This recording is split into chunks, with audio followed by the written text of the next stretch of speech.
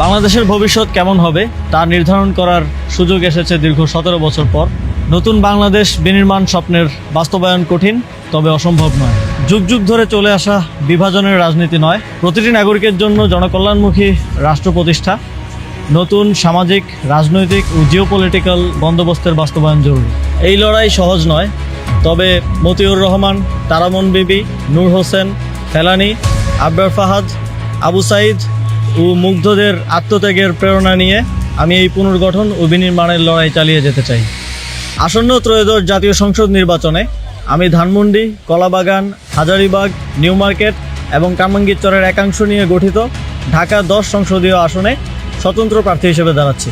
বড় কোনো রাজনৈতিক দলের পৃষ্ঠপোষকতা, অসংখ্য নিবেদিত কর্মী, প্রচলিত ব্যবস্থায় প্রয়োজনীয় অর্থ কোনোটাই আমার নেই।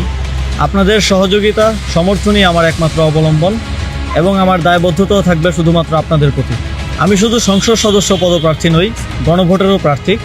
এতগুলো প্রাণের বিনিময়ে দেশ সংস্কারের যে সুযোগ এসেছে তা বাস্তবায়নে গণভোটে হ্যাঁ ভোট দিন।